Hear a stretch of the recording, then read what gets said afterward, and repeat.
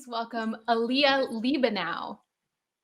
I was sitting in the dorm rooms talking to my friend Jennifer about the latest date that she had been on. It was amazing, she said. They hung out all day long. He went back to her place. She made him dinner. He spent the night, and then they had sex. And I remember Jennifer telling me, I really hope he's different. I really hope he texts me back. Now, I've heard that story from Jennifer where she meets a guy on the first dates and fucks them, and he never texts her back too many times. And every time she would tell me, I felt and heard the pain in Jennifer. She felt so used. And I never wanted to feel the way that Jennifer felt. So I controlled the situation. If I were to go on dates, I will go on 3 dates with you. And by the 3rd date, we can hug, we can kiss, we can fuck. I just need to make sure that you can get to the 3rd date because it makes me think that you're like interested. And honestly, in my early 20s, it worked. I kind of saw people here and there, and it eventually led me to a long-term relationship. And we dated for about 4 years. And then when it ended, I was single and I was approaching 30. So a lot had changed in the time of not dating. And then now I have to date, you know?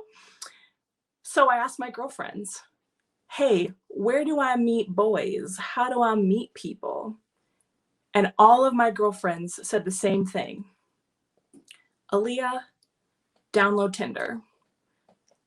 Well, I initially was like, no. That's a hookup dating app. I don't hook up on the first date. That's not me. And all of my girlfriends said the same thing. Well, Tinder's not that bad. It's not so bad to hook up on the first date. Tinder's great because you can meet an array of people. And if you don't like them, just swipe for the next one. And if you decide to go on a date with them and you decide to have sex, you can have some pretty awesome sex.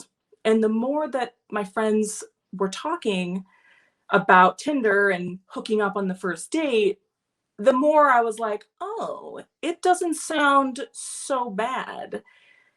And at this time, I had been working on my mental health. I had been going to therapy. I've been learning about self-love.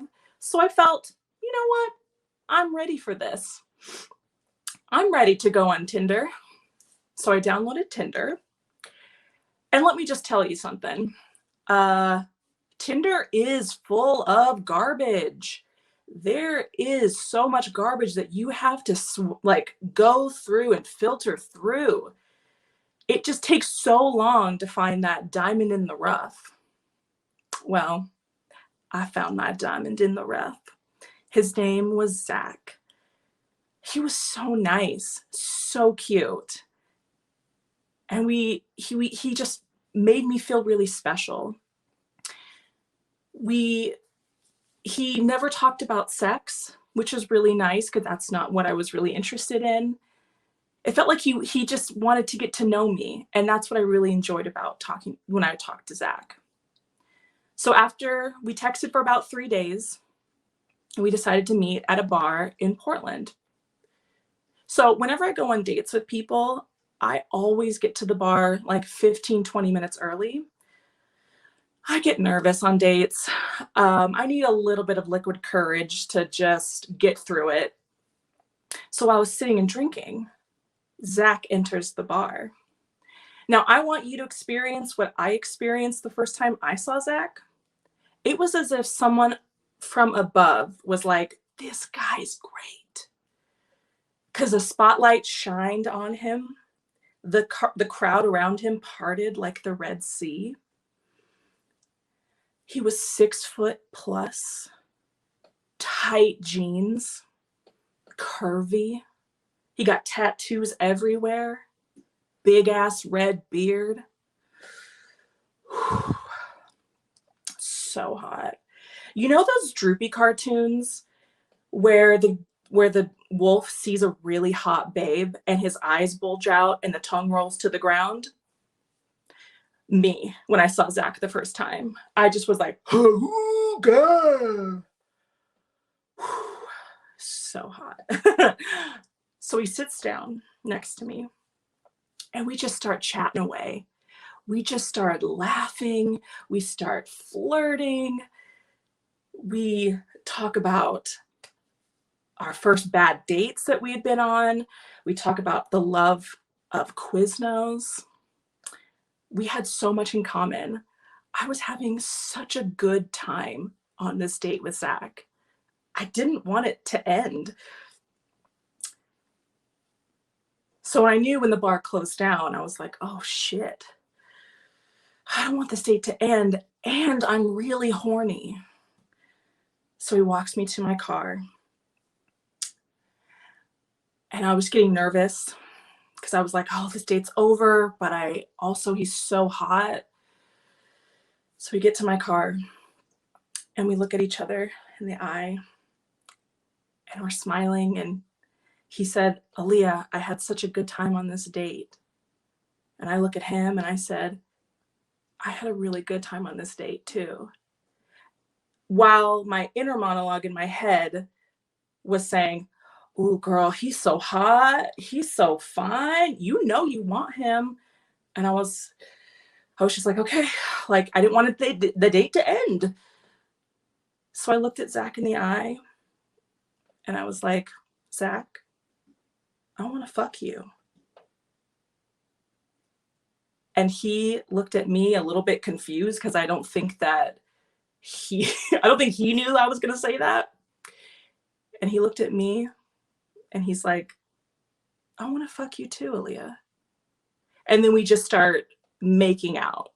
And I'm talking about like tongues everywhere.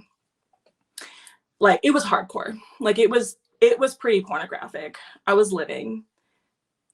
And I was like, well, I gotta fuck this guy somewhere. So we go into my car and we fuck the shit out of my car. We're fucking every single angle, every single part of my car. It was fucked.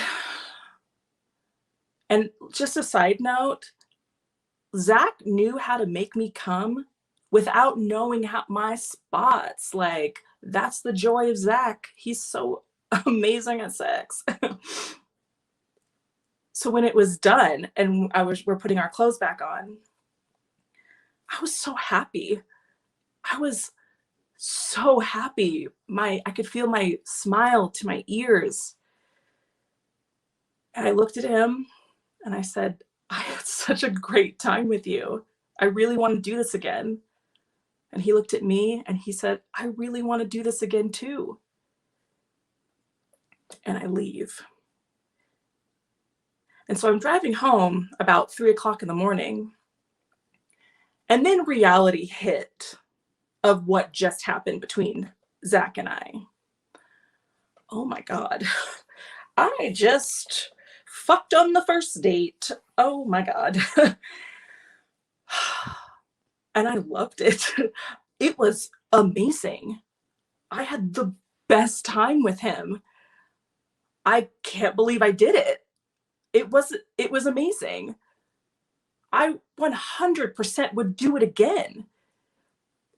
And I realized that I fucked Zach on the first date because I wanted to fuck Zach on the first date, not for Zach. I was fucking because I wanted to have sex with him. And if you're wondering if I ever saw Zach ever again, well, we just celebrated our 4-year anniversary.